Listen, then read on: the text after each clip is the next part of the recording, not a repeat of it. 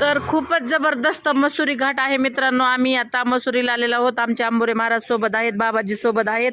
खूप अप्रतिम वातावरण आहे आणि आता आम्ही जेवणाच्या वेटिंगवर थांबलेलो आहोत आणि शेवटच्या टोकापर्यंत बघा तुम्हाला घरं दिसते.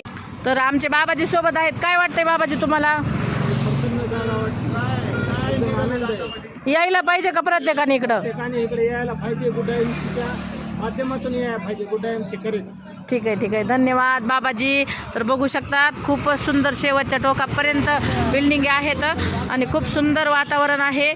तर आज आम्ही 20 आसुशेट आमचे इकडं हरिद्वारला आले होते. तर त्याच्यातले 2 आमच्या सानप मॅडम आणि सानप सर परत गेलेले आहेत आणि एक 18 आसुशेट आम्ही मसुरीला आलेलो आहोत. सगळे मिळून आमचे 450 महाराष्ट्रातून आलेले होते आसुशेट. त्याच्यामधले आम्ही एक 25 ते 50 पर्यंत सगळे आसुशेट इकडं मसुरीला आलेलो आहोत.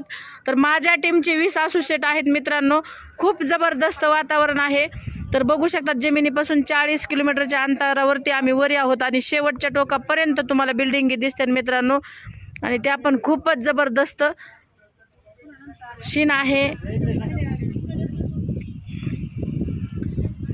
असं मला वाटलं पण नव्हतं की एवढ्या उंचावरती आणि एवढ्या खूप जबरदस्त म्हणजे बांधकामं होऊ शकतात. आपल्या विचाराच्या बाहेरचा विषय आहे मित्रांनो हा. सीताराम गोपाळ घोडला सोडून मसुरीला आलेला आहे आणि त्यांनी सुद्धा आता तिकडं आणि काय हरकत नाही. पुढच्या वेळेस आम्ही जोडीने येऊ आणि याची मी पूर्ण करू म्हणा अशी प्रार्थना करू. होय दीदी एकत्र जेऊ. भूक लागली का? भूक लगी